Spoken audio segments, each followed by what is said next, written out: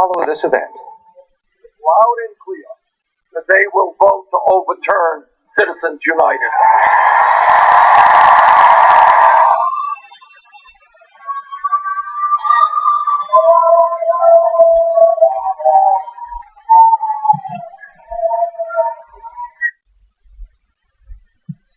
About how real change takes place, and said, I think gay marriage will be made legal in 50 states in this country in the year 2015.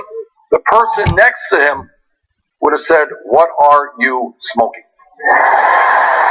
Which raises another interesting issue.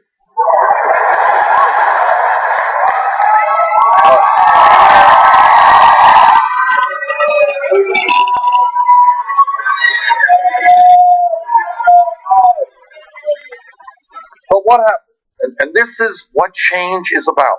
It's the most important point I think I can make to you. What happened is the gay community and their straight allies said, you know what? In America, believe me, against enormous opposition and hatred, gay community said, in this country, people should have the right to love whoever they want, regardless of gender.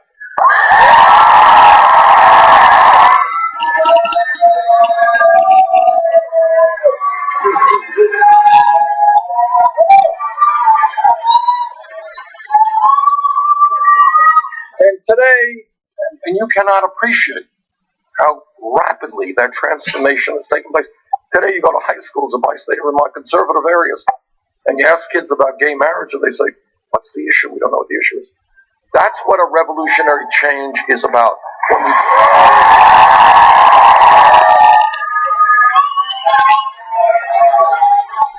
And I'll give you another example, even more contemporary. If we were here 7 years ago, and somebody jumped up and said, Bernie, this $7.25 an hour minimum wage is a disaster. I was in Detroit a couple of years ago, and I talked to young people working at McDonald's. These were adults. Some of them had kids. $7.25 an hour, 20 hours a week, got on a bus, went to a different McDonald's, trying to make a living. Now, 7, 8 years ago, somebody said, we got to raise that minimum wage to $15 an hour. People would say, are you crazy? That's doubling the minimum wage. We can't. That's just too radical an idea. But you know what happened? Because people in the fast food industry, in McDonald's, in Burger King, in Wendy's, all these places, they stood up and they fought back. And you know what happened? A couple of years ago in Seattle, $15 an hour minimum wage. In San Francisco, in Los Angeles, in Oregon, $15 an hour minimum wage. And that's what we have to do nationally. So what is my point? My point is that an idea, whether it is civil rights, and the idea, just another example, again, you take it for granted, but don't. If we were here 40 years ago and somebody said, in 2008, we're going to elect an African American as president of the United States, nobody would have believed it.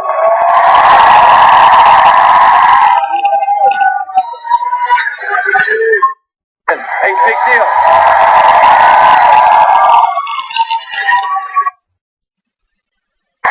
So my point is that when my opponent or anybody else says, well, Bernie's a nice guy, but he's thinking too big, making public colleges and universities tuition free. That is a crazy idea. It is not a crazy idea. We can make it happen.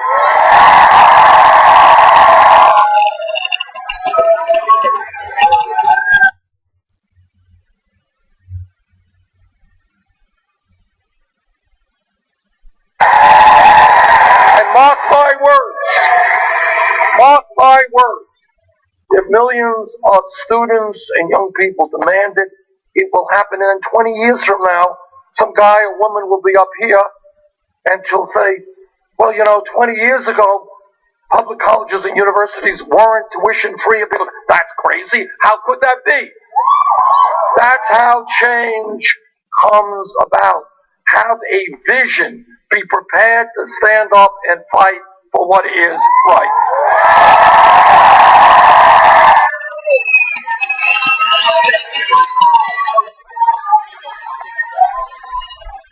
Well, I want to just say a few words about some of the significant differences between Secretary Clinton and myself. Number one, and this is a very profound difference. Secretary Clinton has a number of super PACs. In the last reporting period, her largest super PAC collected $15 million from Wall Street. Now, every politician in the world, Democrat or Republican, always says, oh, yes, I get all this money from Wall Street and the drug companies, the fossil fuel industry. Doesn't impact me. Oh, it doesn't really matter. Well, then the question that we have to ask is, if it doesn't matter, why are these people pouring millions of dollars into your campaign?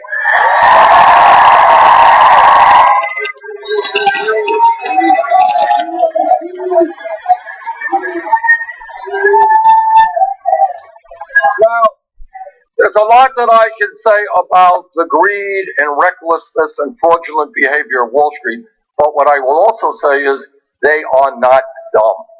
They do not throw their money around for no reason at all. Second of all, Secretary Clinton has given major speeches behind closed doors to Wall Street, receiving $225,000 a speech.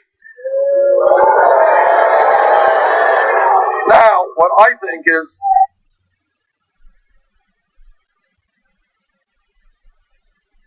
if you're going to get paid $225,000 for a speech to Wall Street, it must be a really fantastic speech. And it's surely a speech you're going to want to share with the American people, right?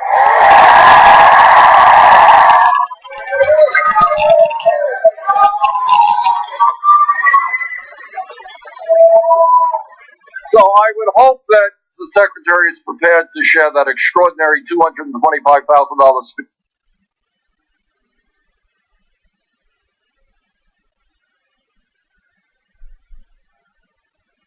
speech with all of us. Second issue, an issue the media doesn't cover very much, but it is of enormous consequence for our country and for the Midwest in particular. We have had, for the last 30 plus years, disastrous trade policies. I know it's not a sexy issue, but it is an enormously important issue. And what these trade agreements are about, NAFTA, CAFTA, Permanent Normal Trade Relations with China, Trans-Pacific Partnership.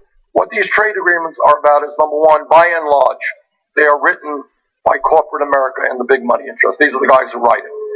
And what do they want? What they want is to have an agreement which enables them to shut down manufacturing plants in the United States of America. So they don't have to pay workers here in Illinois or Michigan or Ohio $20, $25 an hour. They don't have to pay them a decent wage. They don't have to negotiate with unions.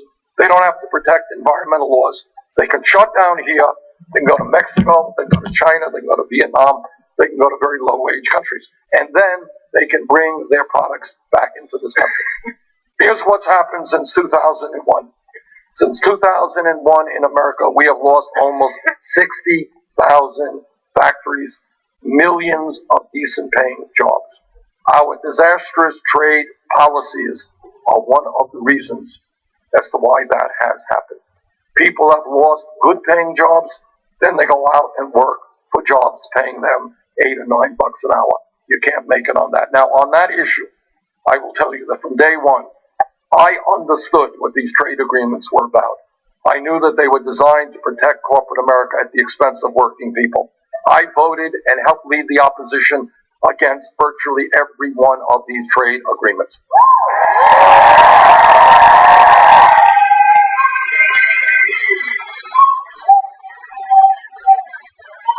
On the other hand, Secretary Clinton supported NAFTA. She supported permanent normal trade relations with China. Those agreements have cost us millions of jobs as a nation, hit the Midwest particularly hard. If elected president, trust me, we will have a new set of trade policies.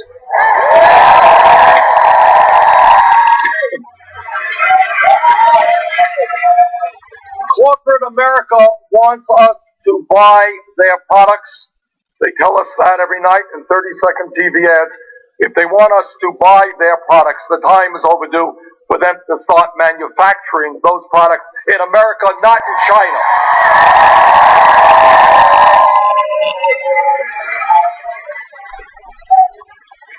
Third area, foreign policy.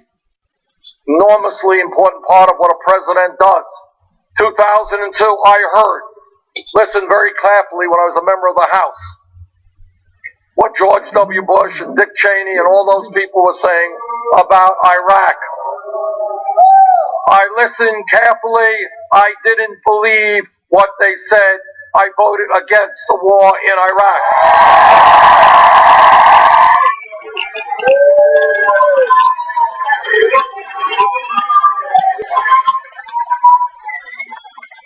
And it gives me no joy to tell you, but if you go to my website, BernieSanders.com, hear what I said in 2002 about what would happen when a political vacuum developed in Iraq after Saddam Hussein was overthrown. It's not just good enough to overthrow dictators. You got to be thinking about what happens the day after. That war in Iraq is the worst foreign policy disaster in the modern history of America.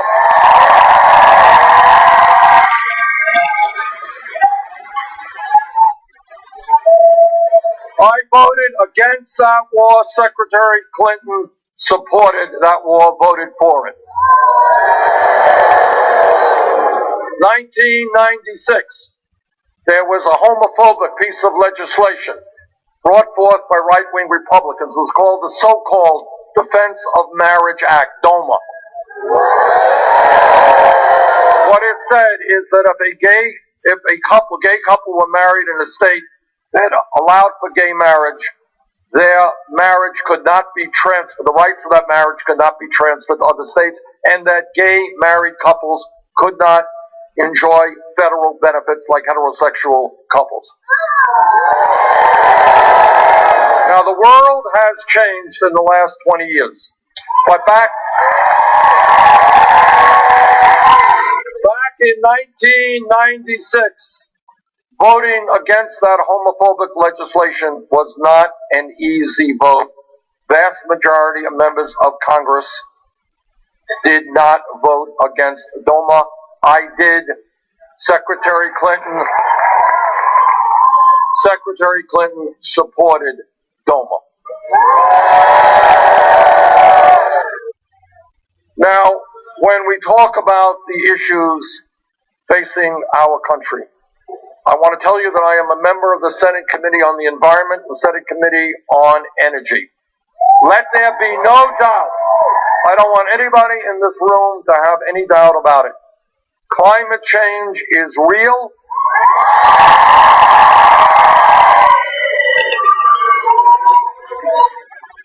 It is caused by human activity. It is already wreaking havoc in our country and around the world, and don't let anybody tell you differently. We have a moral responsibility to leave this planet in a way that is healthy and habitable for future generations. We have got to have the guts to stand up to the fossil fuel industry and tell them that their short-term profits are not more important than the future of this planet.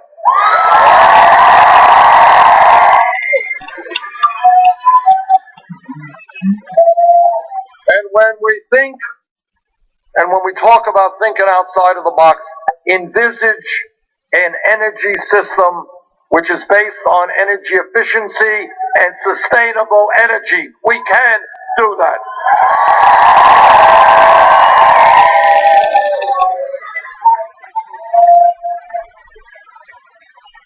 And when we think big, please understand, there is one major country on earth, the United States, that does not guarantee health care to all of its people.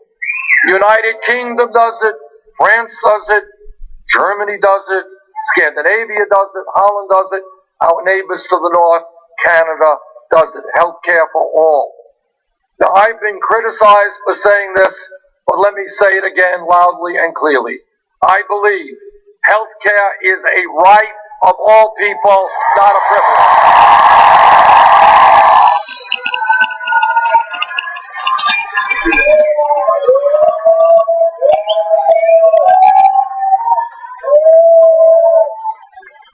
Yes, I believe we can take on the private insurance companies and the drug companies and pass a Medicare for all healthcare program.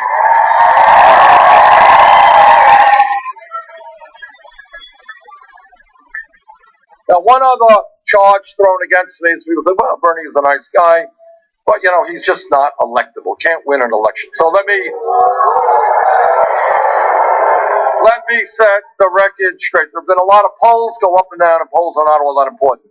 But there have been a lot of polls out there, most of the polls, that put Bernie Sanders against Donald Trump. We beat him in almost all those polls.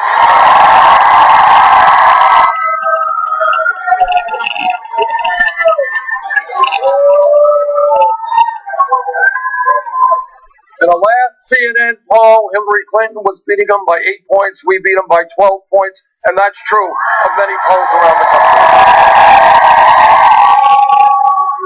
Let me tell you why we will defeat Trump. We will defeat Trump because in America, people understand that togetherness, bringing our people together, is more important and trumps divisiveness, dividing us up.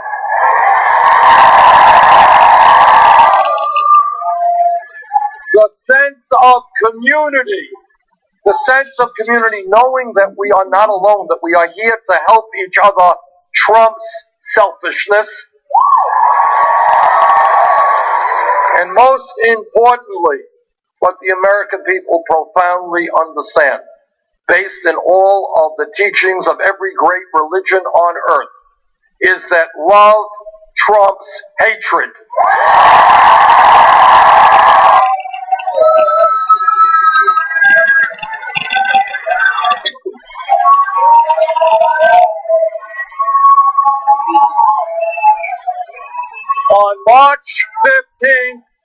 On March 15th, there will be a primary here in Illinois.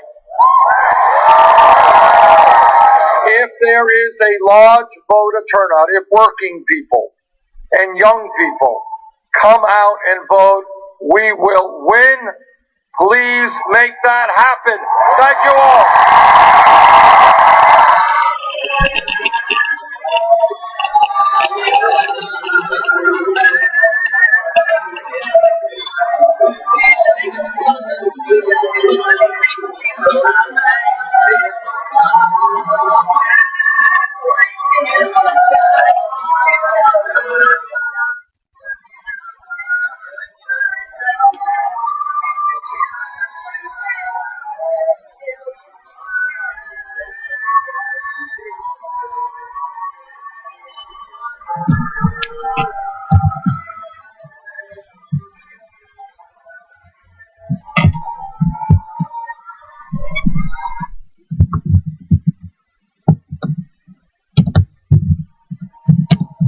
Hey guys. Well, that's pretty bad timing. I was like running back and forth between rooms. I was Bernie in Edwardsville, Illinois. Sorry for the bad cutoff. We'll be going right to the newsroom on politicalrevolution.tv. That URL takes you there, politicalrevolution.tv. That's where we'll be doing the newsroom. We'll be talking about this. We'll be talking about trade deals. Thank you to the 220 plus that joined us right now for this. Just got that feed in. Thank you, Robin Morris, for dropping it, and other people in Slack. Again, politicalrevolution.tv. The link's on the homepage of Bernie2016.tv.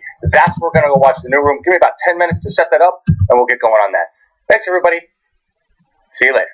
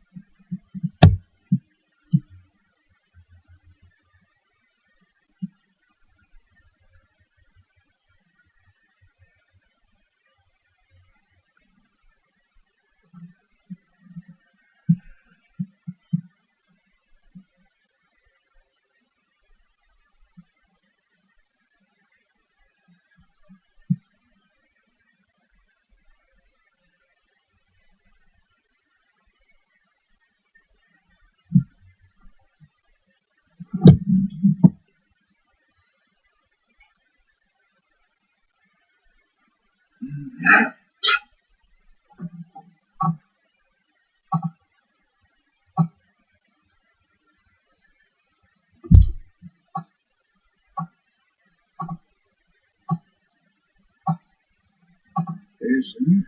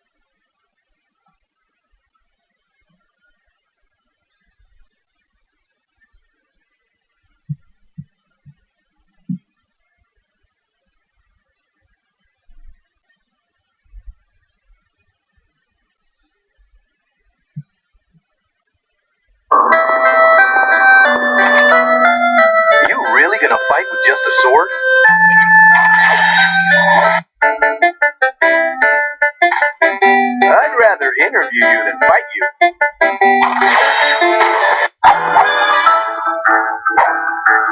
No use in obsessing now.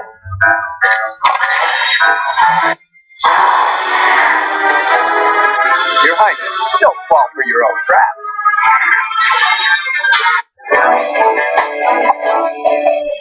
Time to play with Uncle Laguna.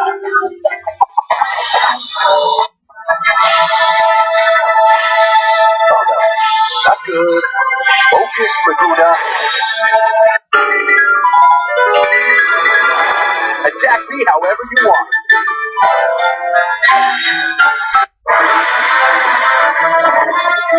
Hey dude, keeping secrets isn't cool.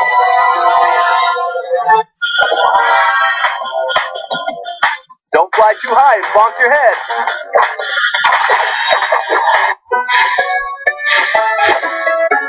You starting your impersonation show?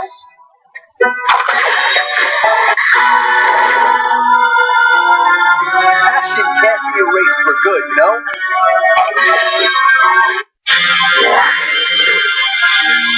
You know, you might want to calm down a little.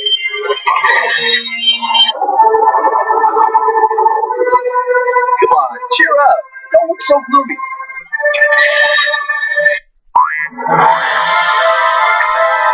So, guess I'd better get serious.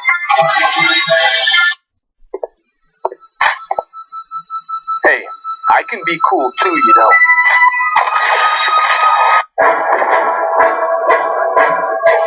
Euros sure come in plenty of different flavors.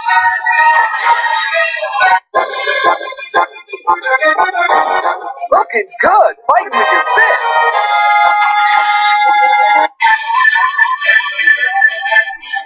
Come at me with a bang.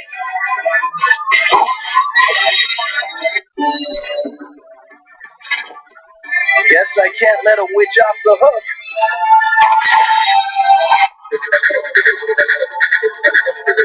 Maybe I ought to try that look next.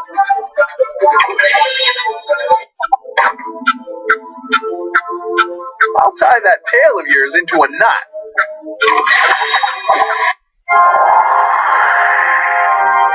Let me sing you a song.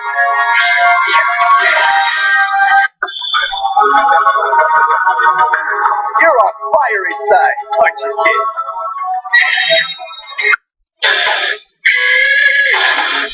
Wonder if I can be a good old man too.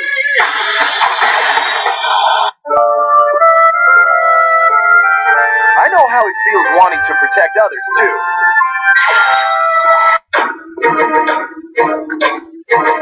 Hey now, I don't want to take a test.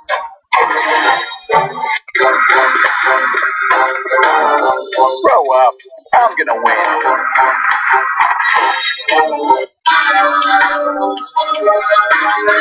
Won't you just stand still?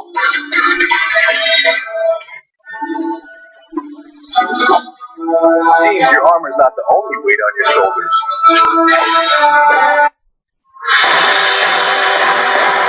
Hey, you don't have to be so uptight.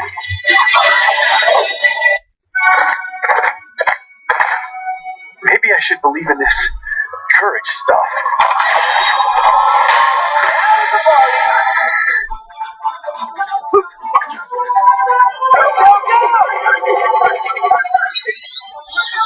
Greatest attack ever!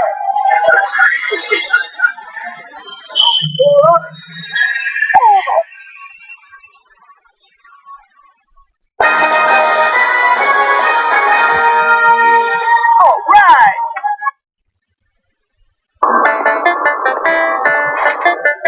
Kinda like straight-laced ties.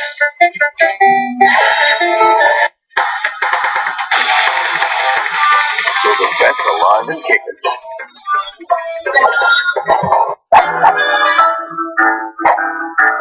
So, what weapon do you prefer?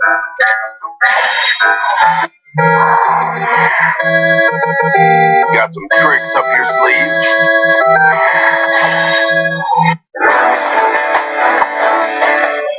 Jeez, babysitting?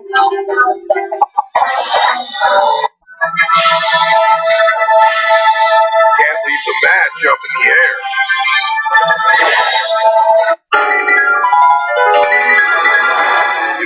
not make him worry.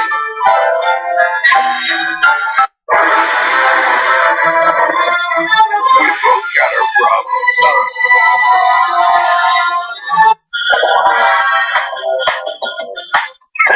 I'll make you blast off.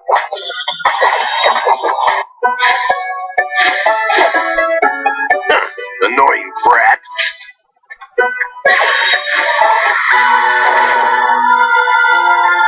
Your chances are void unless you come and get me.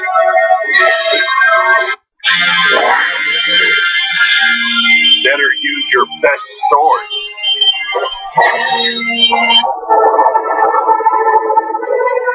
You better not cry. You'll make me uncomfortable.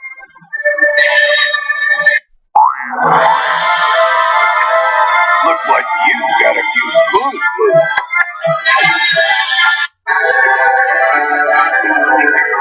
What's up with the gloomy face?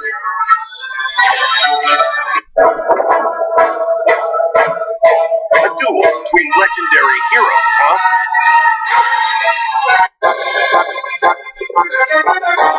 To be young and naive.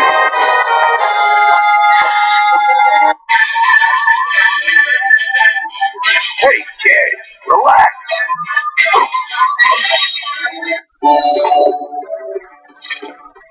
Too old to believe in the future, are you?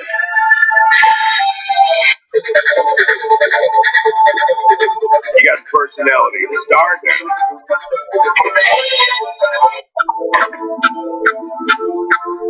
Time to teach you some manners.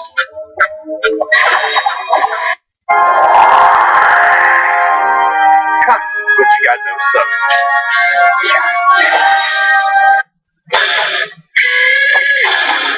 Not in a million years.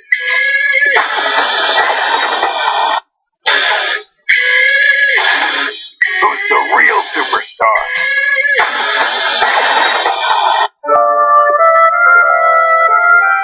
I can't hold back,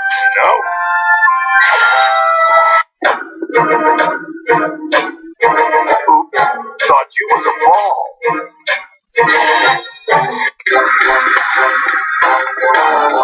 You got guts coming at me with your fists.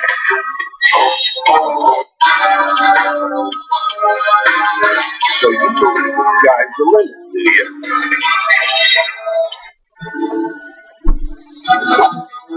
Judge? You mean refereeing?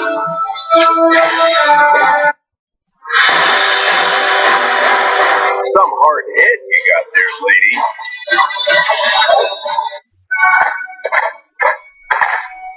This is gonna be one hell of a show. Again, just for you. Oh yeah! You were taking over. Come on! This is my chance.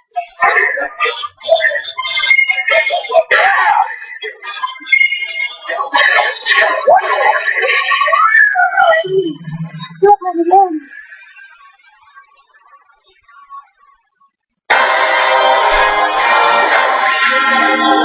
I'm out of your league, buddy.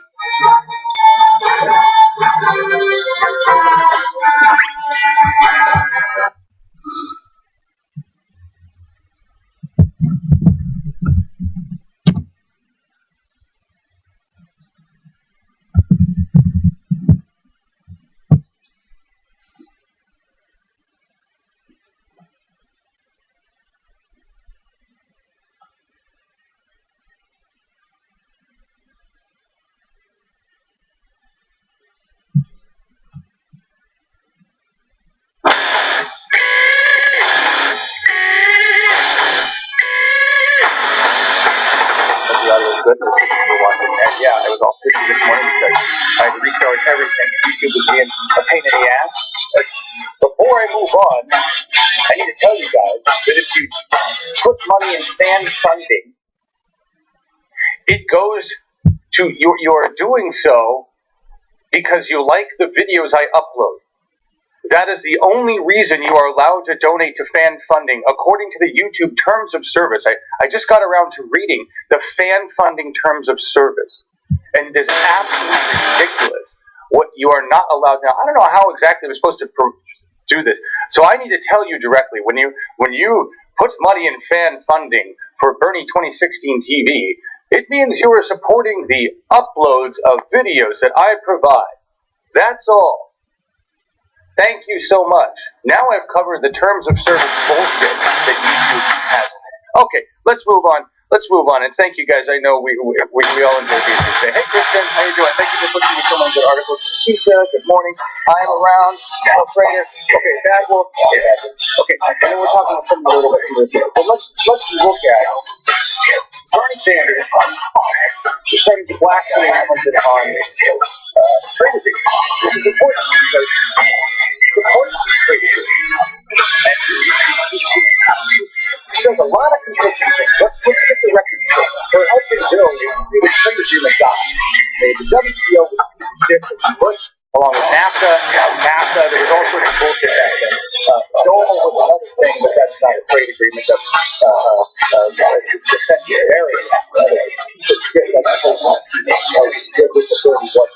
of things that she was looking at Bernie was. What we really want to do for Bernie, what we're trying to do for Bernie today, is help people understand the difference. You heard Bernie say it earlier in the that I want to lay out different on for myself and use this much time.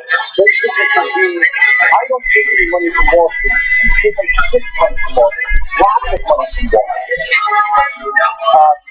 I don't go to the trade agreement. The trade agreement is through the people. It doesn't matter where they are, we're going to look at that. Here's the article, Bernie Sanders outsourced the getting wrong on trade. Let's scroll down here and read some of the facts. So he's been doing this for some time, the transfer of the budget.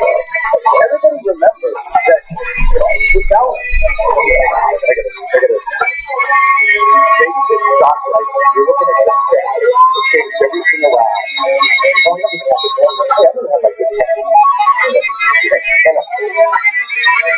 Hang on, guys. Hang on. Technical errors.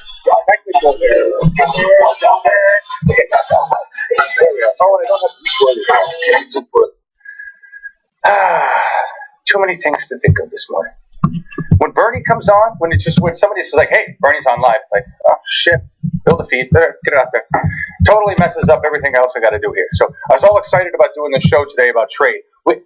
Everybody supporting Bernie, we need to push trade agreements. We need to push the differences in trade. The fact that Bernie doesn't support these trade agreements and screw the people, and Clinton has historically supported these trade agreements and pushed them, even lied to us about whether he was going to push them anyway. Tom Donahoe says, "I'm not worried about Hillary and TPP. She's going to pass TPP." We are mounting strong opposition to TPP. Obama is still pushing TPP. And it is a grand extension of the WTO, which right now, I want to read a couple notes here, because Michigan is coming up, folks. We got Nebraska coming up either on the 5th or the 6th. Michigan's coming up in terms of votes. Michigan is a very important state. They're all important states, but in terms of tactics and strategy and winning the war, all right, let's not worry about which state's more important than the other. Let's talk about tactics. Tactically, Michigan is a very key state for a lot of reasons. And we need to hit trade agreements there, because the trade agreements have fucked Michigan, right? Flint among them. Bernie has some statements in here. I'm trying to find them. A campaign is not about what you said yesterday. It's about what you've stood for your entire career. On one of the most important issues facing working people, Secretary Hillary Clinton and I, this is Bernie talking, have different points of view. Sanders said this at a press conference in East Lansing, where he was flanked by union members. All right, Hillary Clinton supported NAFTA. She was wrong about NAFTA. NAFTA did a lot of bad shit. Right? Let's talk about U.S. trade policy is a key issue, right, in Michigan. Everyone understands these disastrous trade agreements are all about. Let's take a look at Flint. Here, can we see this? I'll see this. Here, we'll pull it up. You don't have to watch me read this. Let's all read this together. Okay. Here we go. In fact, let's see where we are. No city in the United States has been more devastated by unfettered free trade than Flint, Michigan, where since 1978, General Motors has eliminated more than 72,000 jobs. Yeah, one of those companies we bailed out. Why did we bail them out again? So they could move factories overseas, so they could make shit cheaper, so they could screw the electric car industry? Why did we bail them out again? Today, 1/4 of Flint residents have an annual income of less than 15 G's, and 65% of the children live in poverty. 65% of the children in Flint live in poverty. NAFTA turned a prosperous middle-class city. NAFTA, a trade agreement. Bill Clinton's trade agreement, where residents could own a home, raise a family, and retire with security, into a place where good jobs are scarce and extreme poverty is high. All right? This is the truth, folks. This is the truth. Trade agreements are for the 1%. Trade agreements are for corporations. All they are is agreements between corporations and countries that fuck people. That is all trade agreements do. If any of you, please help me, any of you, I need sound effects when I set up, but I've thought about that. Listen, I have so many damn buttons to hit already, and I do such a bad job of that. If I had to do sound effects, I don't know. I need another person. If I could get a person to do the board work, just one other person here. And there was somebody who had volunteered, who was in Portland. It was a husband-wife team. You guys emailed me, and I have lost your email. I have no idea where you are. I thought I invited you into Slack, but that's part of the problem. I'm not doing a good job managing the shit here with the BTV right now, because we just got so much going on. So let's talk a little bit more about these. We ran that video at the beginning. All right, ran that video at the beginning of what Hillary had to say about outsourcing. And this is very important. I want you to listen to the hypocrisy, the twisted hypocrisy in this. This is very important. The WTO was an agreement, a trade agreement, right, that was supposed to help with U.S. exports. In particular, with this, the article I'm going to show you, we're talking about exports of solar panels to India. So, trade rules trump climate. WTO deals blow to India's solar program. This is the most ridiculous bullshit you will ever hear. I cannot believe this is just listen to how this goes, folks. And do I have comments? Do we have people making comments? Anybody? Hang on, I better check.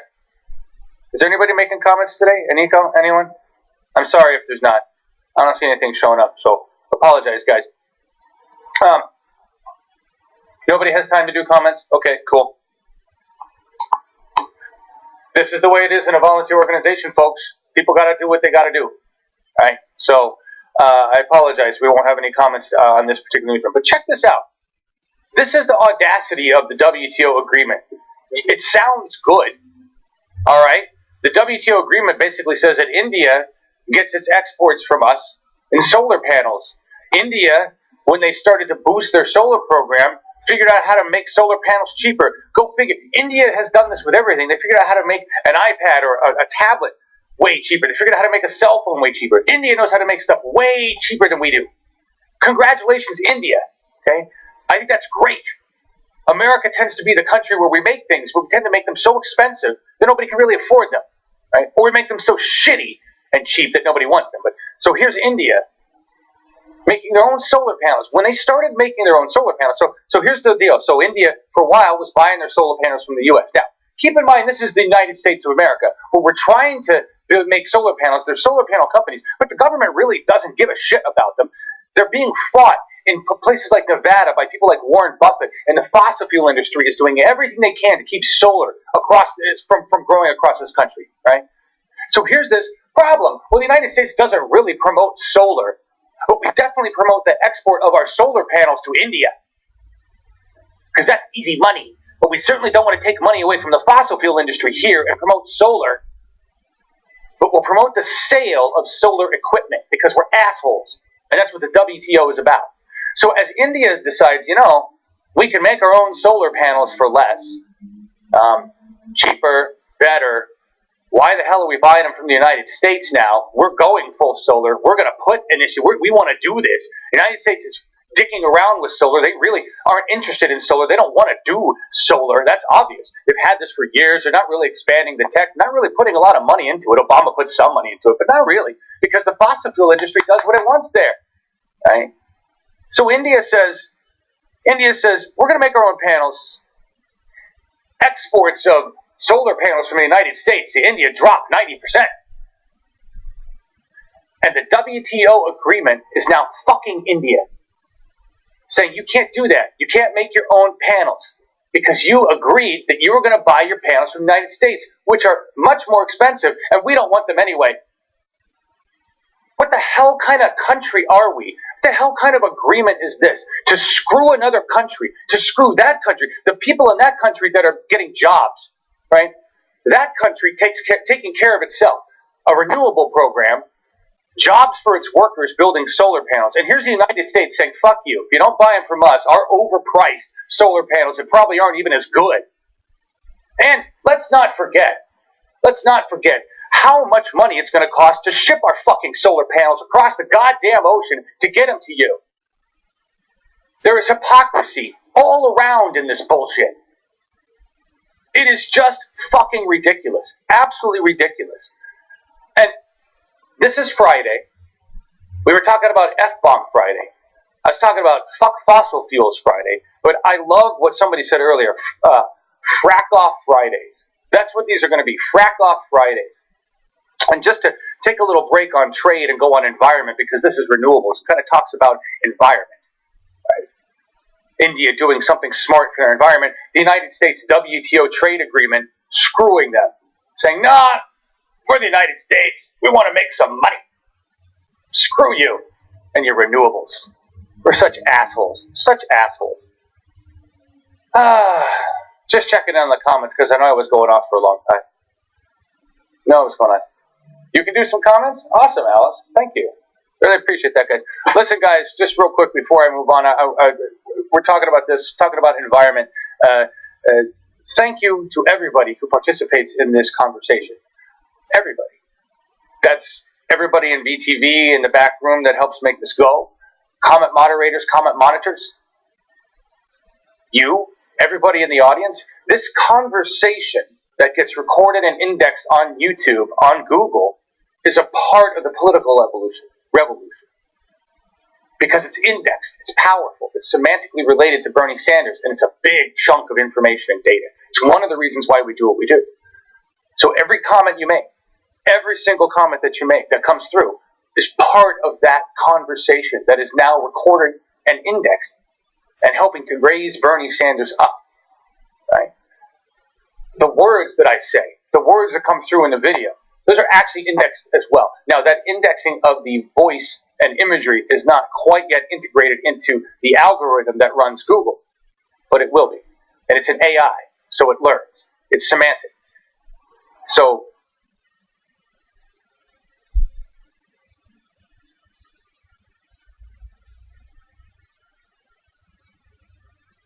thank you for being here, because what we're doing is a big, big boost to getting Bernie noticed and seen. All right, I'm going to move off of that. I just wanted to bring it up really quick.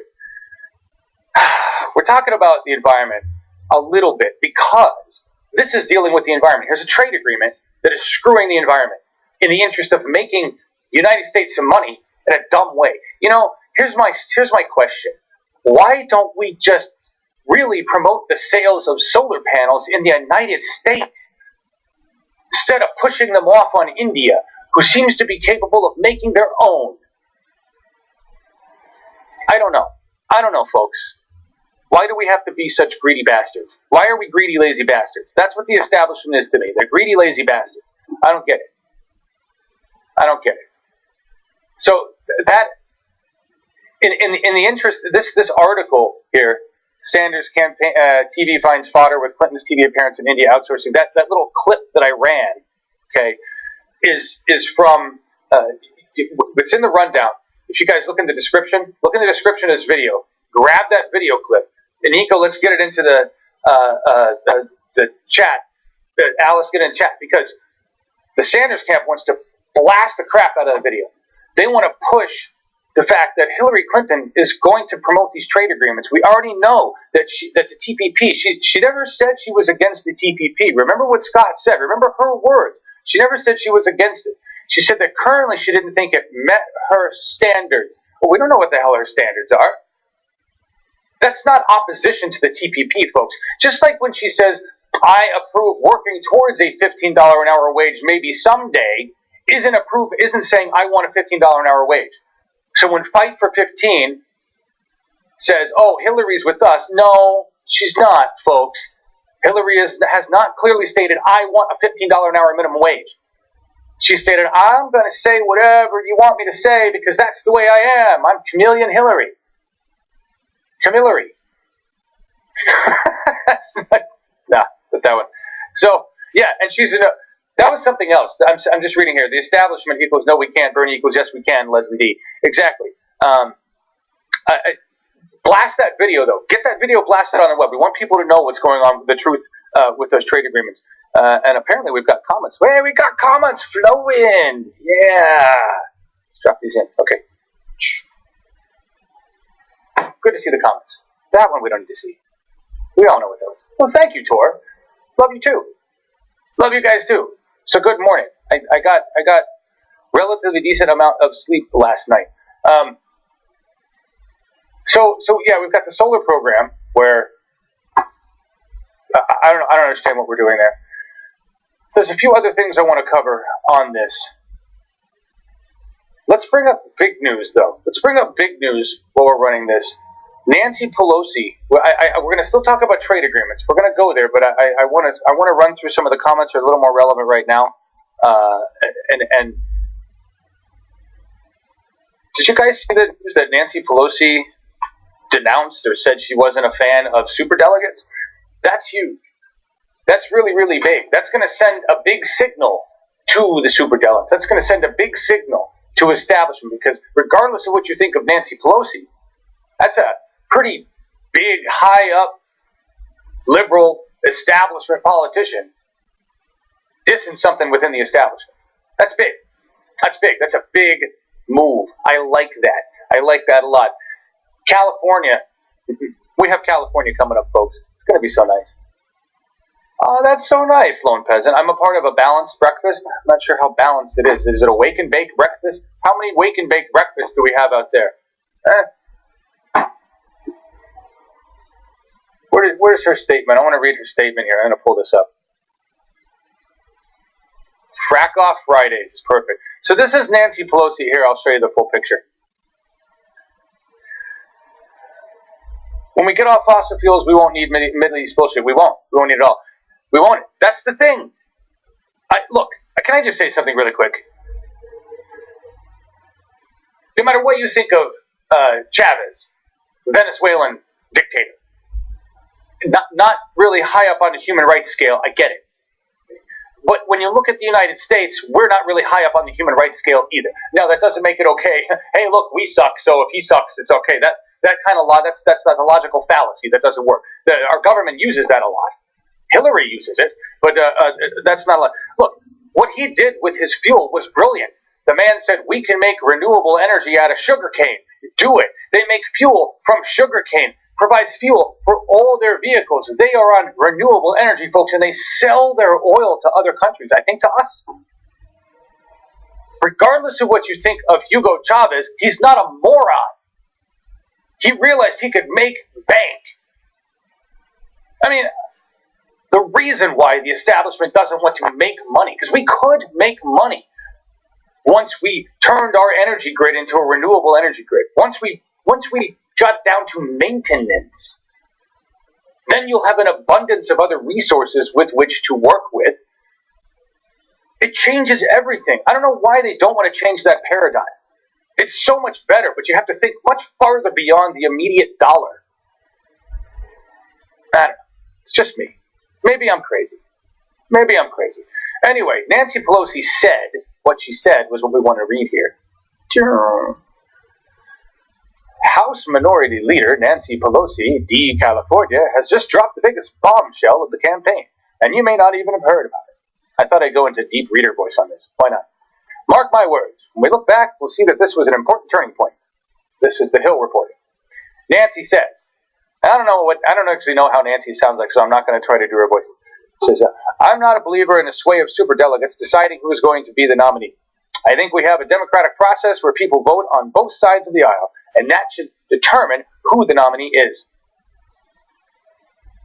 So, what this guy goes on to say, or this woman, Diana Price, goes on to say, is that you may not think that's a big deal, but no matter how you feel about her, she is a big player on the political planet, and she's not. That was not a Clinton-friendly statement, was it? That was not, because Clinton is relying on superdelegates, folks. There's another piece in this article that is very important. Let me see if I can find it in the piece of information here. Where'd it go? It's the numbers. It's the actual numbers. All right. Where is her actual numbers? Does anybody have with them the actual superdelegate number? Because this article references it, but of course, here we go, right at the bottom. All right. It'd also help if I had like a research assistant for this show too, wouldn't it? All right. Well, guess again. Okay. The real count as it stands today. I don't know why there isn't a meme that has this. I should have a meme that has this, folks. Anybody want to find me one, make me one, drop me a link to a meme that has the reality in superdelegates. Okay. Delegates. Forget the superdelegates. Without superdelegates, the real count as it stands right now is 577 for Hillary Clinton and 394 for Bernie Sanders, with 35 states to go. Now, that may have adjusted slightly here or there a little bit, one way or the other, since this article came out. But all these other bullshit numbers that they're throwing up there, Hillary with 1,500 and Bernie with 50 or whatever other, I've seen all sorts of crazy numbers, right? That's the truth. That this is a race, and we are in a good place with it. And we just got through the toughest battle. The reason Hillary has more than Bernie right now is we just went through her states. The first Super Tuesday were her states. Now we're going to hit our states. States that are more liberal. California is worth 800 plus delegates alone. Okay, so I just had to switch to that stuff.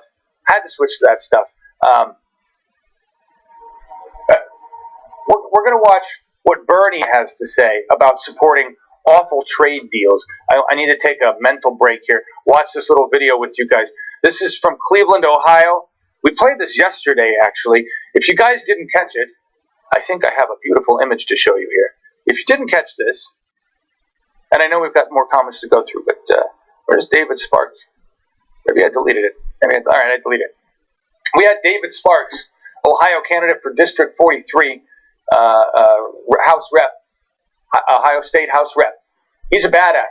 He's got a band called David Sparks and the Arcs. Otis Sparks and the Arcs is his band. And they did a Bernie tune. He's a bright man, built his own website. He's a war veteran. And he actively opposed the war when he came back from the Persian Gulf. Right? He was one of the first outspoken individuals about that war when he returned. Right? Cleveland, Ohio. He's in Dayton now, and he's a Bernie-crat. If you didn't see that, it's on We the People. Check that out. It's on Bernie 2016 TV. To explain the confusion of everything, folks, because I know I got some wonderful people watching. How many people here? 95. That means 100 plus. Great to have you all here. I know things are kind of a mess. I created politicalrevolution.tv. That is the domain. Politicalrevolution.tv will take you to the YouTube channel. That is where this lives now. I broke it off from Bernie 2016 TV so that we made sure we kept Bernie 2016 TV what it was, non-monetized, clean for Bernie rallies, and We the People will be the two things that we do there. All the other shows are going to move over to politicalrevolution.tv, and we're monetizing this to the max because this is our secret weapon. This is what we're going to use to infiltrate the YouTube corporate sphere. We're going to grow it powerful. We're going to take the money collected from it, from all this corporate BS, and we're going to work within the system. And so that's what we're going to have. We've got two different plans here. We've got an attack with the Bernie 2016.TV channel, and we have an attack with politicalrevolution.tv, and we're doing two different things with those to see what we can do there. PoliticalRevolution.tv represents the growth of the Global Engagement Network, which will be an array of channels. And right now we're using YouTube. But eventually we may move off of YouTube completely. But right now it is convenient for us. If it gets to a point where we cannot control the situation, or even with the power that we have legally and financially, we can't work with YouTube the way we want to, then we'll leave. And so that's the goal. But right now we work with YouTube because it's better for the revolution. It's better for all of us to stay there. So I just wanted to get down. But here's Bernie Sanders talking about my opponent supported awful trade deals. I did not. And we know that, Bernie. That's why we love you. The differences between Secretary Clinton and myself is that she supported NAFTA, she supported permanent normal trade relations with China. I helped lead the opposition to those trade agreements. I was right, she was wrong.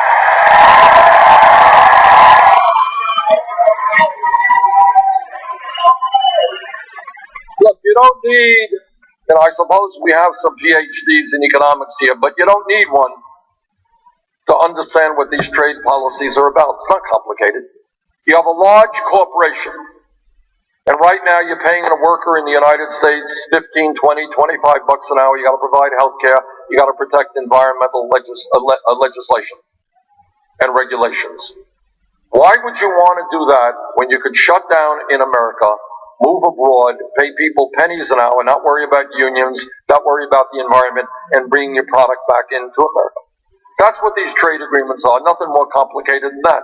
Since 2001, we've lost 60,000 factories in America, a lot of that having to do with disastrous trade agreements. If elected president, we will fundamentally rewrite trade agreements in this country.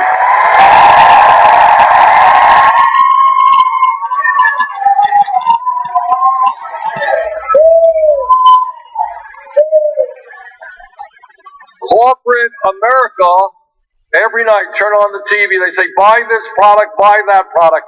Well, if they want us to buy these products, maybe they better start manufacturing those products in Ohio and America.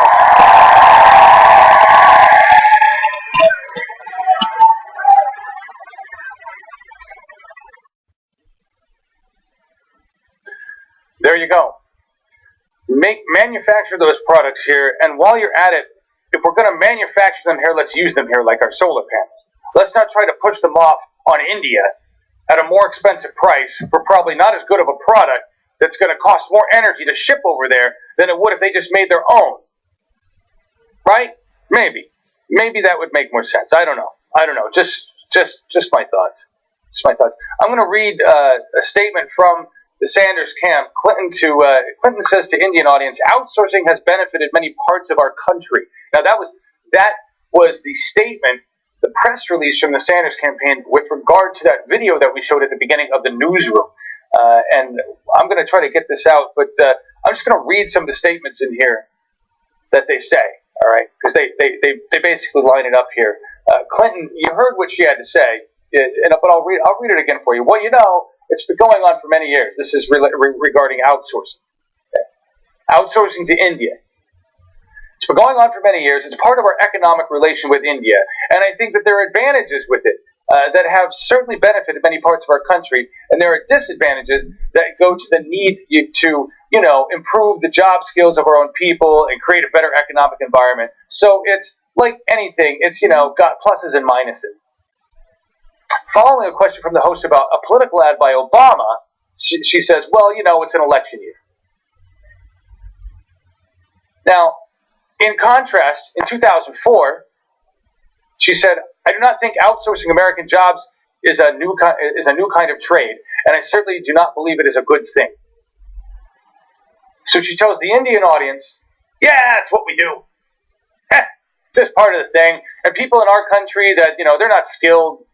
They're not skilled. That's their problem. We outsource to you guys. And then in 2004, she goes to Congress and says, it's not a good thing, outsourcing. We really shouldn't be doing that. If she supports any trade deal at all, she supports this. Jobs were lost with the trade deals. in Michigan. Jobs were lost with the trade deals in Flint. It didn't benefit Michigan, didn't benefit Flint, didn't benefit anybody in America. Did not benefit us at all. None of the trade agreements have benefited us. There's a full text to all this. We'll have to get all this transcript out to everybody. But what do you say? What do you say? My question to everybody is, and I'm getting back to comments here. I'll pull up comments. Where was I? Let's take a look. What do we got to have to say here? She is a flipper. How do we convince? There was an article that came out the other day that said that Sanders voters most likely to be on internet, least likely to look at cable news. Imagine that. Imagine that. That pretty much says it all. You know, if you're 100% down for the establishment, you are either working for the establishment in some capacity and you enjoy your paycheck in that regard, or you are plugged into establishment news network. This is such a war of information, folks. It's been written in science fiction books so many times. I'm pleased that it's a war of information and we haven't gone to a war of violence, although many of the things that have happened with our own country warrant violence. They warrant action beyond civil disobedience, although the civil disobedience we've seen is awesome. Thank you. Who just said that? I love it when I see a comment like that come through. Steve Shelton. Glad you liked the show. You're catching me on a this is F-Bomb Friday, so it's Frack-Off Fridays, and I say a lot of F-bombs on this show. I get to at least once a week do that. And on birthdays, I get to do that. Pelosi does know something is up, Lyle. Pelosi does know something is up. Back to what I was saying about civil disobedience and what we were talking about there. We are realizing, and Solarize America. I love that. I was working with Solar City, guys. I was working with Solar City. Oregon requirements would basically need me to cut down a bunch of trees around here for me to have enough. I live in a little crevice, so I can't get solar. We're actually considering moving farther down south anyway to have a little bit more land so I could be more disruptive and civilly disobedient, I guess. But anyway, then I would get a lot of solar, and I really want to try to get self-sustained. I really think we need to get that way. But anyway, I'm going off on things. Thank you guys. Thank you for being here. We were talking about what warrants what. I want to show you. Where did it go? These two things tie in together, folks. So Bernie Sanders has agreed to participate in a Fox News presidential town hall without Clinton. Now, I'm not sure what I thought Clinton was going to be there. I'm not sure what the whole deal is there. There's also talk about Trump being there, which I think would be really cool. Now, we all know that Fox News has probably single-handedly done more damage to American democracy in the name of misinformation than any other network. And the fact that they have news in their name, there are not air quotes large enough to incorporate news in their name because they are so far removed from the concept of actual news in the way it is told. Fox News are the ones that actually came up with the term entertainment news network so that they could beat all of the lawsuits filed against them for lying directly on the news. That the first precedent case of that was Fox News. And a couple sued them for saying, you said, we never said that shit. We never said these things. And they said, well, we're not really delivering the news. It's entertainment news. Right? So Fox Entertainment News is going to have Bernie Sanders possibly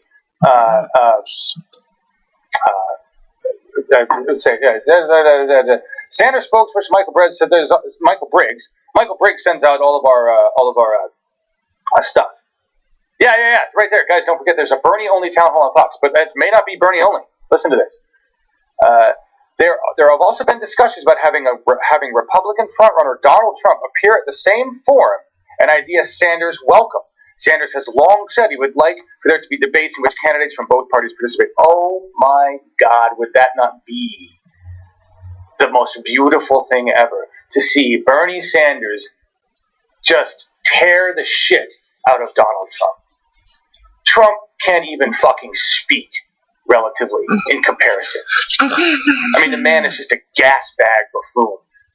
Bernie Sanders would just destroy him. I would love to see that battle of brains. It would be just so good. The question is, who in Fox, who negotiates that? Who hosts that? I don't want to see it on Fox. I don't want to see it on Fox. Yeah, it would be. It would break the internet. It would break the internet. Oh my God, that would be fucking awesome. It really would. So, yeah. I'm more real than Tom. Holy shit, that's nice of you to say. That's really nice of you to say. I tried to reach out to Tom. I'd like to work with those guys. I'd like to work with any of those guys. Apparently, was it Nicole Sadler reached out. Sean was telling me, so that's great. We'll connect with her. We'll work together. I think that's fantastic. Let's get together. Let's talk about the news. Let's talk about what's real, what's going on with us, how it affects us. Where was I going with this? I was going with talking about, I know where I was going. Here's it's scary. Where'd it go? It's in line with Trump. Oh, here it is. Here. Okay. Hundreds protest outside of GOP debate at Fox Theater. Now, I wish I had the actual picture that they'd used for this. It's going to be a video. I can't run it. Okay. Here's the deal, folks. You don't want to look at that. Here's the deal. I didn't catch the Fox GOP debate that ran, what was it, last night? Apparently it turned into a dick-size contest. Just like a name-calling junior high fest. There's even a close-up video showing Ted Cruz eating one of his boogers. I don't even know what went on with these guys, these people at this thing. But there was a crowd. There was a protesting crowd outside of that event in the cold. And they were told to wait across the street. And the police just kind of stood aside. And the crowd stormed the front of the building. Now, they didn't do anything violent, but they actively, loudly protested out in front. They were protesting the entire Republican Party. The entire Republican regime, right there. They were pissed off. Well, you have a bunch of buffoon Republicans. I don't even think any of those people get to be... They're all getting fought against. That whole party is just falling apart. It's just a crazed bunch of individuals over there. My point being, if we look at the big picture, folks, this is what I want everybody to look at. We've got a bunch of people, us, the rebel force, and we've got different groups from some angrier than others, some more downtrodden than others. Most of us really not understanding a lot of the different places we're in. Like just us in this group. I don't really know what position all of you are in. I know we're all kind of downtrodden. We all live in this country where we don't have a lot. We don't have what we think we should have based on what we put in effort-wise. We're not getting back from the government what we think we should be getting back. That overall anger, it's an anger. It's a displeasure. It's a grievance with our government. Saying, hey, we hired you to do a job. You failed heinously at that job, and then you blamed us for failing heinously at your job. That anger at the Trump rally, that's going to rise. It's not going to change with Hillary Clinton. It's not going to change with Clinton. It's going to continue to rise. So I guess my point being is a long roundabout way to get to this point. Those of you who think voting for Hillary Clinton is the best way to go because Bernie Sanders' ideas are too radical don't understand. The large portion of America want those radical ideas, and once the other part of America that isn't so sure about those radical ideas recognizes that the establishment isn't really interested in moving forward, it won't take long for us all to get to the point where we're protesting. It's just going to take us longer to get there if we have to wait. So we just need to elect Bernie now. I guess that was my point. If you look at the pulse, the beat of America, it's anger. It's angry. It comes out and manifests in very different ways, but it's anger. We're upset. We're very upset. Bernie understands it. He's listening. He's talking to us. He's listening. He understands. He started calling out specific instances because he understands. Meanwhile, in other countries, this is awesome. I probably own the trees. I don't really want to cut down the cottonwoods. It wouldn't be worth it. Just rather move. I would love to do a show, to host yes, well, I would be able to host Allie in Weedy Land if she'd love to come on. Anybody, all they have to do is work with me in this production format. It's very easy. You can deliver video, any media. I use Google Slides, pictures, however you want to work. Come into the Google Hangout and we'll produce your show. I'd love to do that. I'm a big pot smoker. I have epilepsy. I have ADHD. I have a fused L4, L5 vertebra from a back injury. And I smoke marijuana for all sorts of reasons. And I grow my own. And I'm very interested in the whole market. As a matter of fact, Angela Valdez is also a patient, and she's one of our. She owns Tea Chai Tay in Selwood, Oregon, and we've talked about she's got connections. I'd love to do the show. Get her on here. Get her in here. Let's get her in Slack. I'd love to do a cannabis show, cannabis series. We were in talks with Shelby and Tommy Chong, but I don't think they understood what we were doing. They thought we wanted to do like a traditional 15-minute interview, and I wanted to do a whole show. I'll give them a weekly show. Let's educate the American public that is ignorant about marijuana. Let us educate them, because I grew up in the Reagan era, where I was told that smoking marijuana was going to fuck me up just as much as shooting heroin. I know for a fact it doesn't. Try both. So, moving on. This is what's important. Mexican officials passed proposal to ban Donald Trump from their country. I think that's beautiful. That's frickin' beautiful. This is exactly a good job, Mexico. I wish we could ban Donald Trump from our country. Don't you? Don't you? That's a Donald Trump piñata. I want a Donald Trump piñata. That is beautiful. That is absolutely beautiful.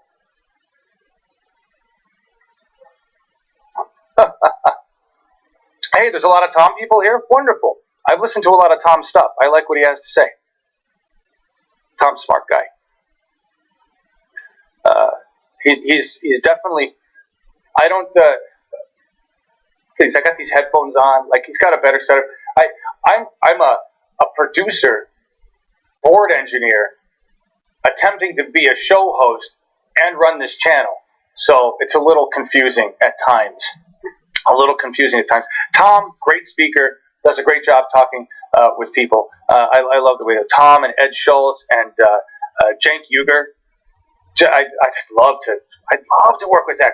All those, so many good people. Such big respect for you guys, all you indie folks. Amy Goodman, Democracy Now.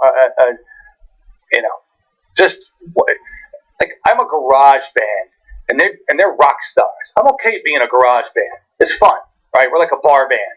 So I used to be a bar band. Oh shit! Now I'm bar band for web broadcasting. I like that. I know you get it. Anyway, moving on. Let's here's I'm bouncing around. I know I'm bouncing around, but there's some really cool stories that we should talk about. And I'm going to mark where we are here with comments, and we're going to pull this up. This is Tim Black. Love having Tim Black on to talk about anything. But remember, say their names. Sandra Bland, who was murdered. Sandra Bland, who was murdered by a bunch of tiny dick cops and a Big Brother network, good old boy network of cops, corrupt cops. Well, here's apparently the arresting officer has finally been charged and fired, which I never actually thought would happen. I figured they would protect all of their own. But let's listen to what Tim Black has to say about that. Shout out to Montague Magruder for this story. Hello, I'm Tim Black. Welcome to News for People Who Can't Stand the News. Do you remember Brian Encinia? Name ring a bell? He's the crap Texas trooper who locked up Sandra Bland for a lane change. Yeah, this scumbag cop was recently arrested for perjury. Perjury because he lied on his report when he said that Sandra Bland was uncooperative, combative, and black. Well, she was black, but she was not combative or uncooperative, and we all know what happened. She ended up losing her life 3 days later. They said it was a suicide. Many people doubt it. Well, Brian Encinia was arrested and fired Wednesday, just yesterday. So, yay! Justice finally, right? Not even close. In my opinion, I still stand by my words. There's no reason why Brian Encinia should have locked up Sandra Bland. A lane change should not equal someone's freedom being taken away. You and I, we're both probably pretty reasonable people. If we would have been there, we probably would have just let her slide. I mean, hell, it wasn't like she was drunk. The car was legal. Tags were up to date. No reason to mess with this woman. But see, that's what happens when you got people working for the prison industrial complex whose sole purpose for existing is putting bodies in beds, bodies in cells, particularly black bodies and Latino bodies. They'll take poor white bodies too. Everybody's somebody. Anyway, we'll see what happens. Unfortunately, I believe that Brian Encinia will be working somewhere else by the end of the month. I mean, come on. It's just a perjury charge. It's far too common. You got bullies with badges beating up women. They're walking away scot-free. I'm Tim Black.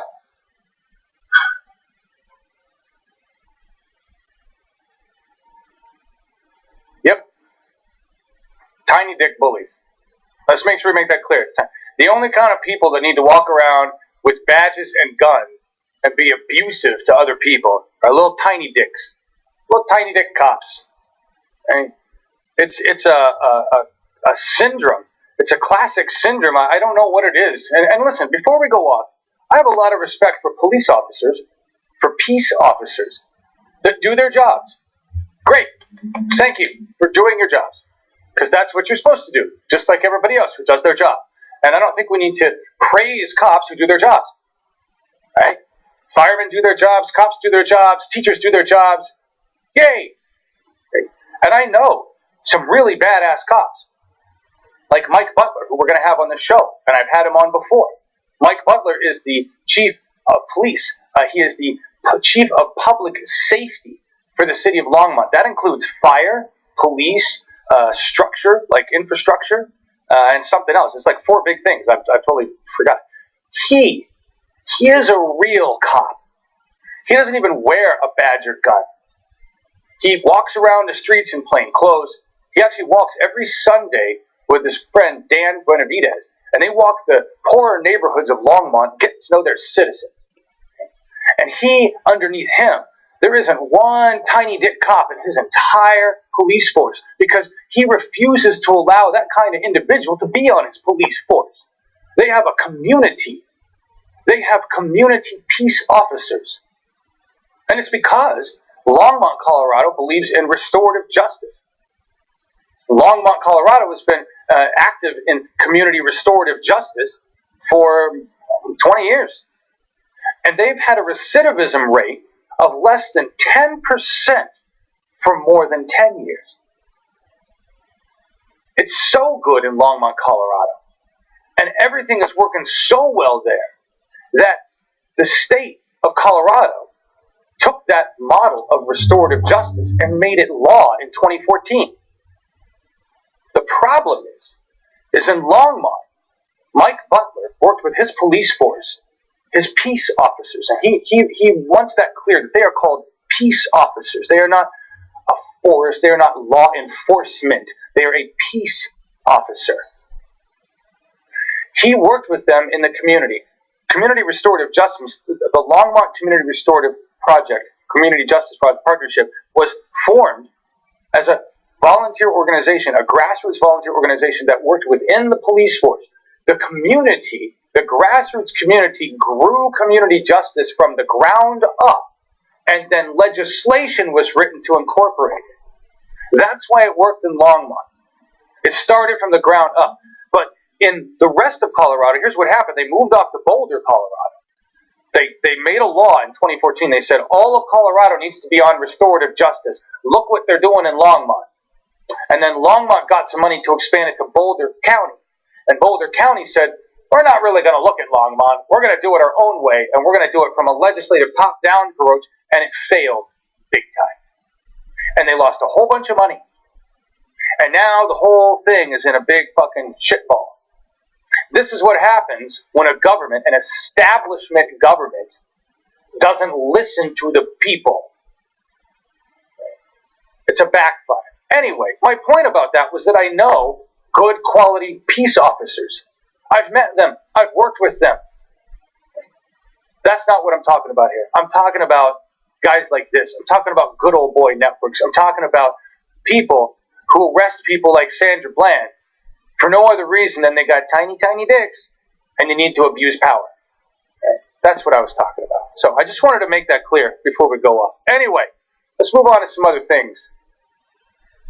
What do we got here? This is good news, folks. Do you remember Tim Canova? We had him on. We had Tim on We the People a couple weeks back. The Communication Workers of America have announced their endorsement for Tim Canova in District 23. Yeah, Canova is running against incumbent Debbie Wasserman Schultz. Please send all of your kind wishes and love to Florida. Please let Florida know that we want to see. Hang on, I'm getting to your comments here. Yow! A lot of comments. You guys are talking too much. Jeez. All right. Look here. Please push this message to Florida that we want Tim Canova. Let's get Debbie Wasserman Schultz out of there. Let's get that corrupt woman out of there. If Tulsi Gabbard quit her job to go support Bernie Sanders, that pretty much tells you where we sit with Debbie Wasserman Schultz, who doesn't even... You remember that Scott interviewed her a while back? And he's like asking her this really intelligent question about the delegates. He's like, oh, I don't even know how many people have. I don't even keep track of that stuff. It's just delegates. It's a woman doesn't even know how to do her fucking job. She's just a mouthpiece, a stooge, taking a paycheck for the establishment. This guy, Tim Canova, he gives a shit. He has a brain.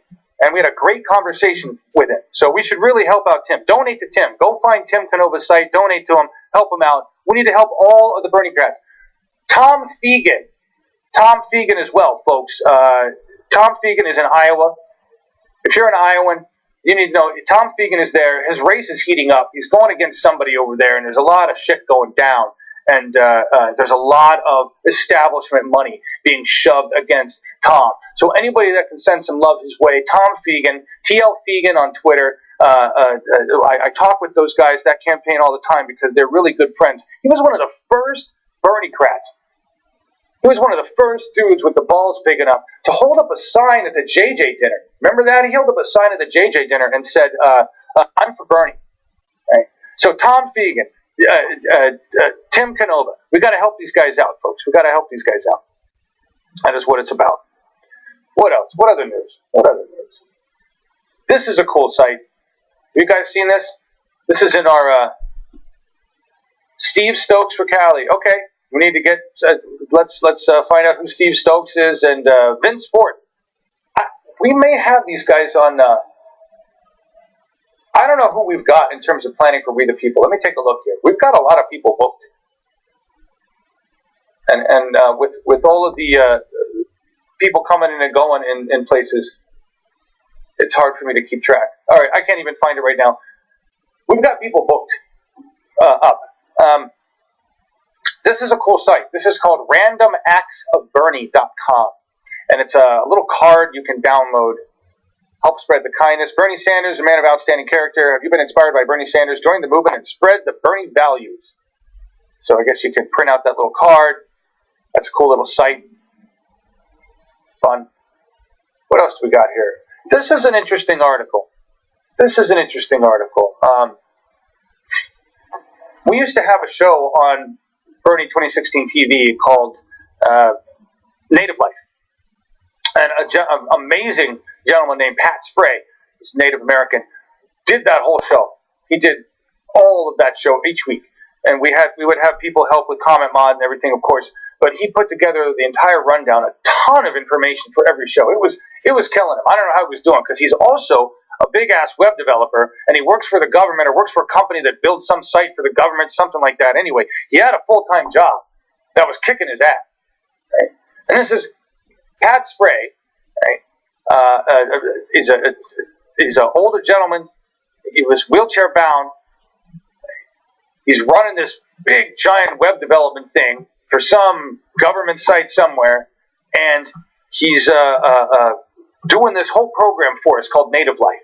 And unfortunately, a lot of the Native Life episodes were deleted by YouTube on channels 3 and channel 4 because YouTube is a piece of shit.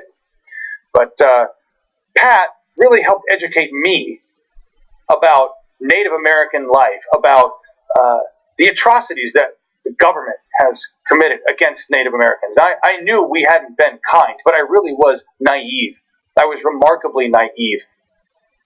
This article is Bernie Sanders' Native Americans' Best Bet for 2016. Really talks about what Bernie has had to say, but also shares some information on what Obama has done. And apparently, out of all the presidents, Obama has done some pretty good things for Native Americans. But I guess he said Obama visited Native children and invested in Native American youth. And Michelle made public apology to Native Americans, and they continue to face issues. And then, but there's some pieces here that I wasn't aware of. That just know this: Native Americans are the group most likely to be killed by police. More than 1 in 4 Native lives in poverty. Alcoholism, domestic violence, and crime run rampant in reservations. There's a myth that's been propagated by establishment media that now that Native Americans have casinos, they're all running around happy with casinos, and that's just bullshit. The truth is, regardless of what Obama's done for Native Americans, and I don't know where this guy sits with Bernie Sanders. He basically says the sad thing is this guy sees that Bernie Sanders. As it stands right now, Bernie Sanders has proven to be the candidate that natives would stand to benefit the most from if he were to take office. That's what this guy says here. We'll put it up there, right? As it stands right now, Bernie Sanders has proven to be the candidate.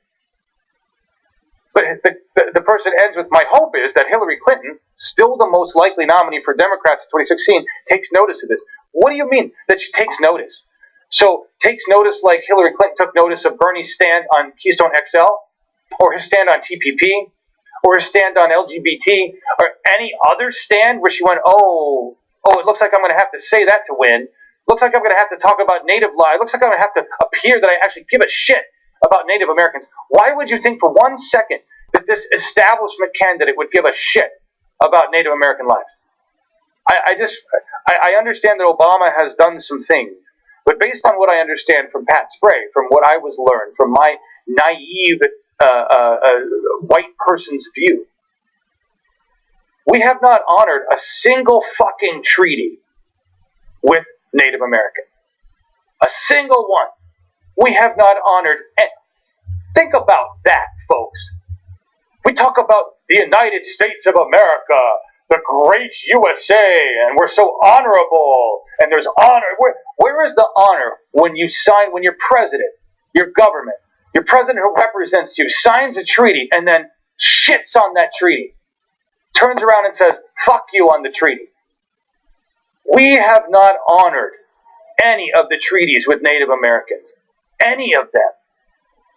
Do you remember the forum where the Native American got up and was basically screaming at Bernie about that? Will you just honor your fucking treaties?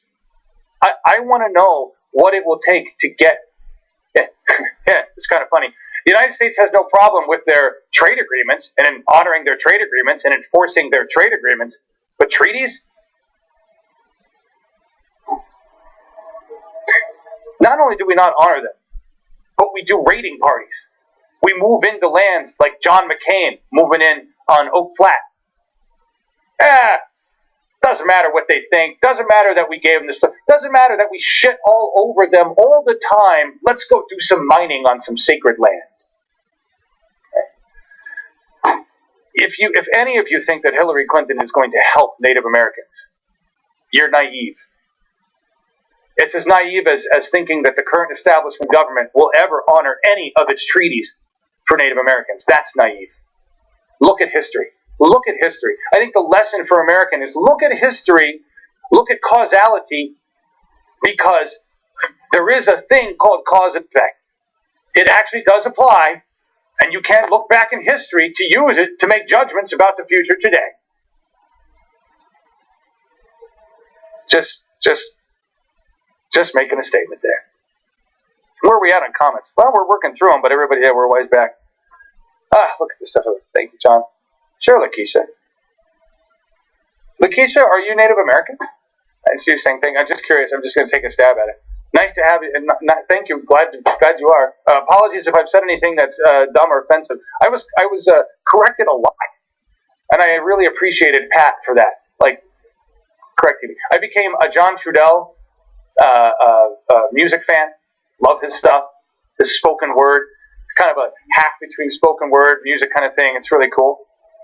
Michael Moore is awesome. I'm just going to make a quick, strange left turn shout out to Michael Moore. Let me help you, man. I know that you made this movie, and I know you're trying to, get it out there, and you've got it in cinema. But the generation you're speaking to, you need to hit them on the web, dude. Let's broadcast your movie. Let's do an engagement broadcast with your movie. We can charge a small fee, whatever you want, to cover costs. We can figure out a way to do that. We can have a donation thing. We can do all of this stuff. But let's get your movie blasted out onto the web where we can work with it in the social sphere. Right now you have it locked down. If you really want it to do good, let us help you. Talk to me, Michael Moore. Talk to me, all of these progressive movie makers that don't get that the internet is how we get this information out. Stop trying to use closed methods. Sending people to a movie theater will help you sell your movie. I get that, and it's going to help you raise money. And we know that you need to raise money. And I'm happy to raise, I would raise tons of money for you, Michael Moore. I love you. Okay? I'm a Columbine kid. All right? Class of '88. You mean the world to me, my friend. Let me help you with the internet. Let me help you with that movie. Let me help you get the message out. That's what I do. Work with me. And I hope you're okay. I know you've been sick. Anyway, I just had to say that. I would work with anybody in that capacity. Anybody in that capacity. I think broadcasting a feature film and having a discussion about it, kind of like a director's cut, having him in here with us, maybe we stop it at certain points, talk about certain things. We run advertising on it, or we get a sponsor for it, or we put a donation bucket in here. I will do that with anybody that has a piece of media or a film, or if there's a band that wants to do a concert, and I can do that live. I can facilitate those kind of things. Okay? I'm interested in doing that primarily for the environment, which was something that I was going to talk about. Yes, Democracy Spring. Yes, this is the American spring cleaning. We are going to get rid of corrupt politicians in our government. That's exactly what we're doing with civil disobedience. Brilliant acts of civil disobedience. Civil disobedience like the establishment has never seen. That's what the internet has been, you realize. The internet has been a massive social civil disobedience event. A digital event of civil disobedience. That's what we've been doing on the internet. And they've been fighting back by scrubbing hashtags and scrubbing our effort. That's like chemical warfare. It's like dirty bombs. Because they don't know how to fight fair. We don't have an honorable government, folks. They have not honored a single fucking treaty with Native Americans since we fucked them in the first place. All right, enough about that. Democracy Spring was that? Push it there? Is that an actual place? Is Democracy Spring an actual website? I'm seeing the information here.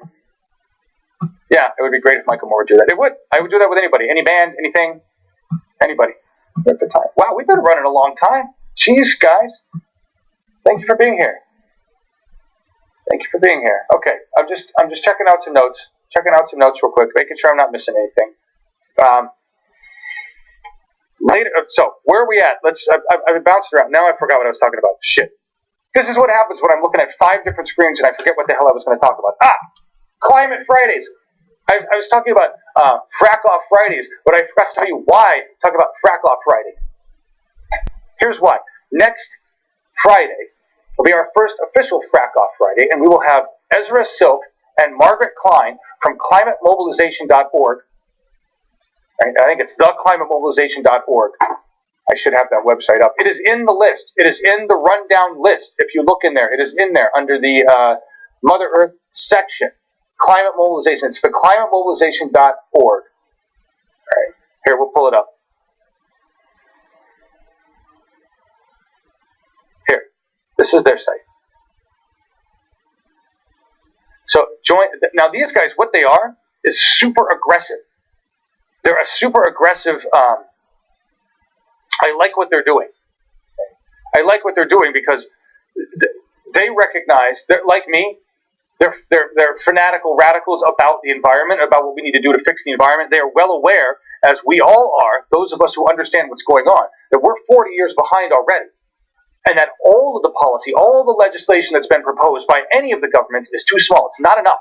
We need to do more than that. And these guys are working on getting that message through.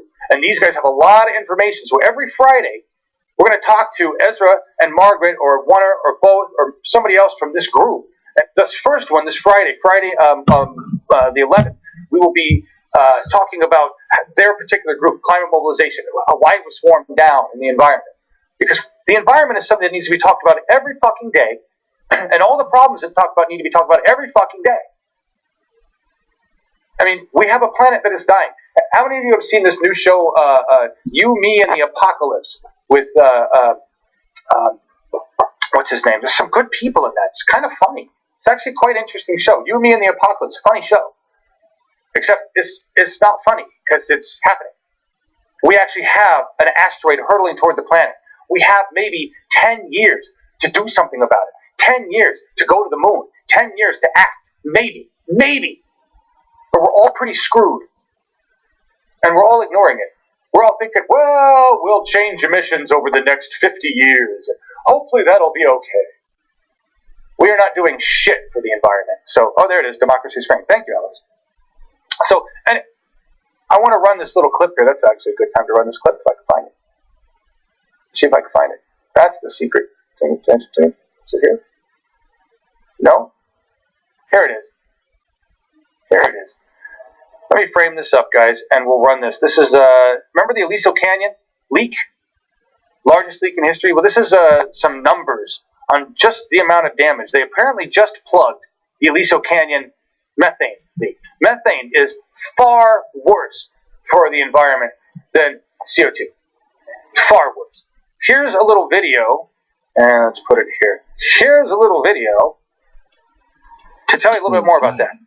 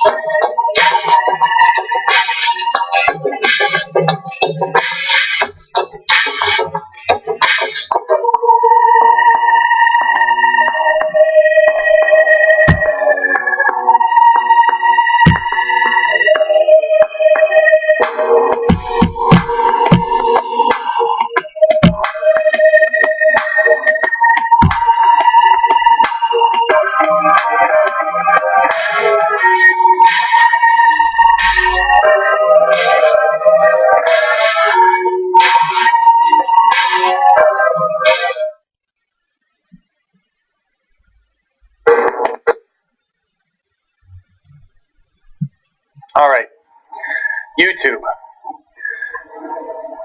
Did you see the stat in there? That's some disturbing information about that leak. Disturbing. The two pieces that caught me that are the most disturbing are the fact that oil and gas companies they voluntarily report their leaks. Because we know how honest they are, knowing that Exxon voluntarily withheld the truth about climate change for 40 years. They're voluntarily reporting their leaks as well.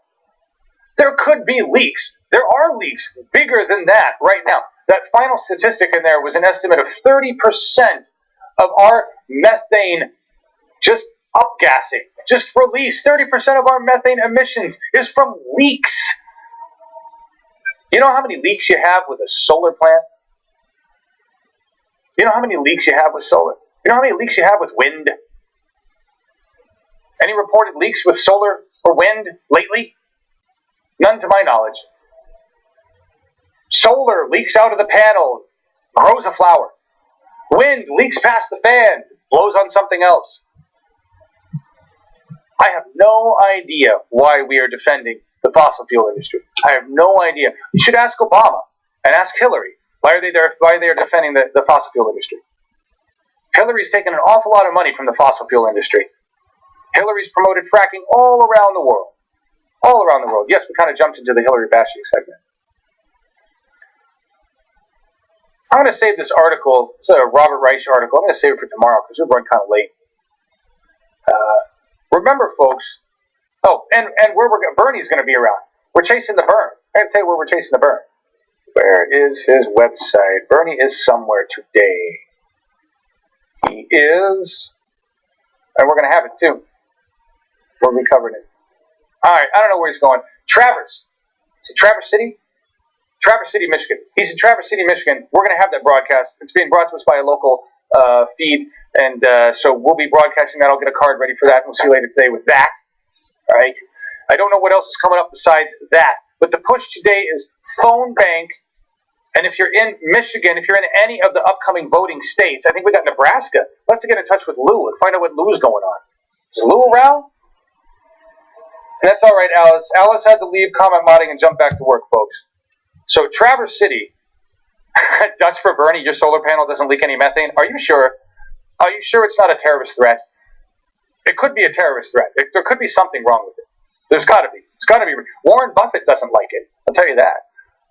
Warren Buffett doesn't like it. Bernie is in Traverse City, Michigan, and then Grand Rapids. Thank you. I'm not really sure which. I know we have a thing for Traverse City. If I can do the Grand Rapids, I'll do that too. We'll just be on Bernie Watch the rest of the day. The mission today, though, and I don't have any update information from the Sanders camp. Let's see. Have we had anything come through?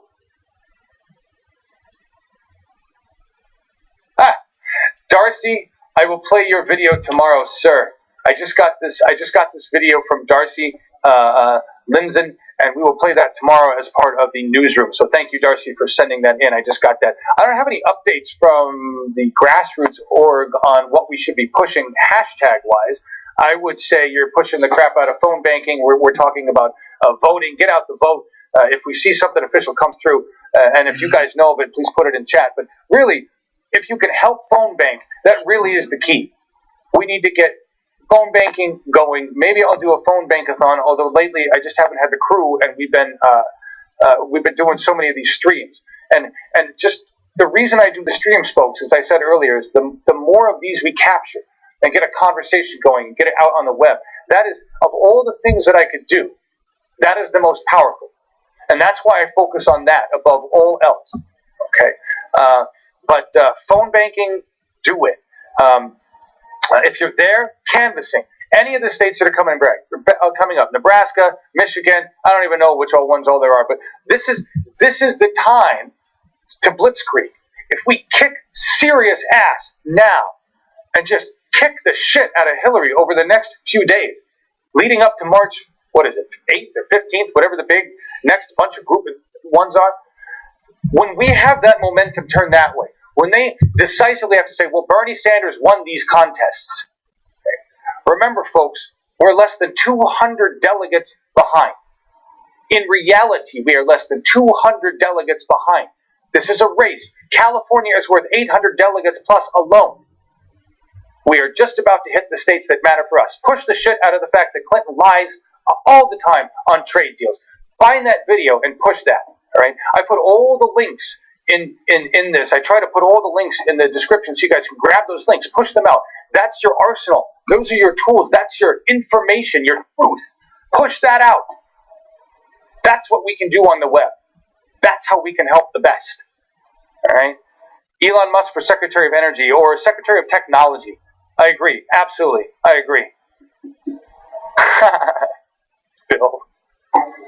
Yeah. I don't know why Bill Clinton hasn't been arrested for illegal poll activity either. It's because he walks around like a king. He's entitled. He's part of the 1%. They laughed it up. Surprised he didn't walk in there with a saxophone. Hey, everybody, vote for Hill. You know? It's just because he can do what he pleases because they're bastards. Is he a cokehead? I would love to do the Hyperloop project. I just saw that. We need those forms of alternative energy. We need the old establishment fossil fuel greedy fucks out of our government. That's all it is. It's old, white, fat, greedy fossil fuel fucks. That's what they are. Hey, get rid of them. Frack Off Fridays. Next Friday, Ezra Silk, Margaret Klein, climate mobilization. Learn all about them. Tomorrow, I'm sure we're doing something with Bernie, but it'll be in the newsroom. And later on today, we'll have whatever streams.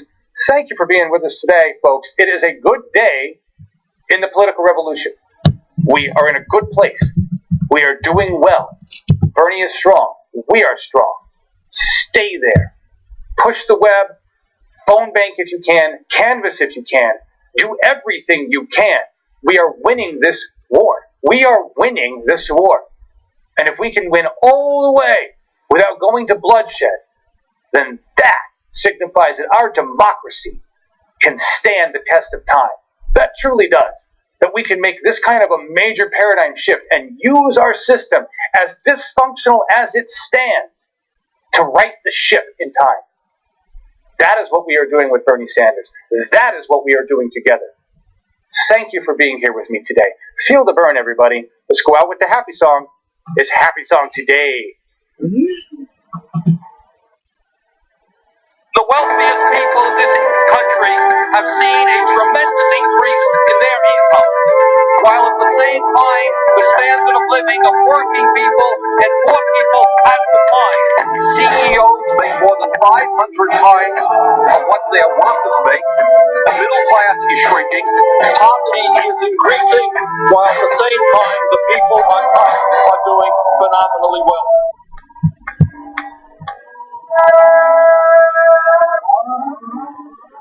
People always tell me that you're wasting your time. Can't you see the monolith is immovable? Yes, I tell them kindly, still I've made up my mind. Cause the sky above is as big and limitless as it ever was.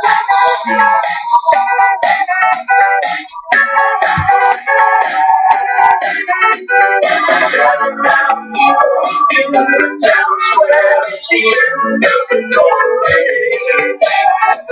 You got the art of the everywhere. This is the end of the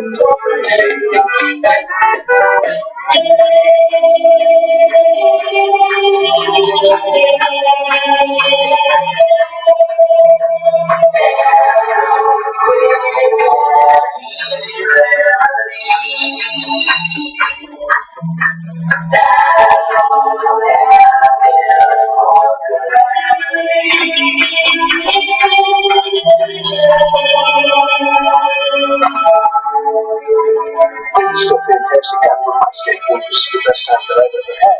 All the blue creators keep on spreading the meme that there's only so much room at the table, telling us we're lucky to be eating the scraps, cause we've got all the facts and we're taking our places back. Billionaires shouldn't be allowed to hide in the shadows. They can step out in the open where the American people can see them.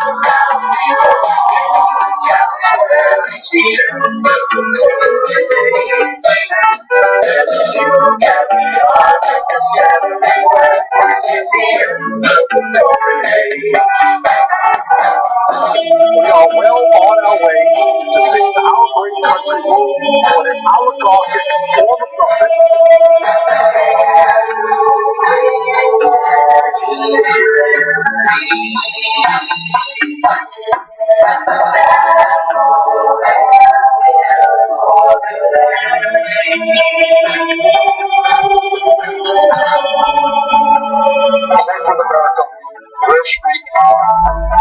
The major campaign donors are so powerful that no president can take them on unless tens of millions of people say, guess what, Washington? You are going to start representing the needs of working families and the middle class, not just the billionaire class.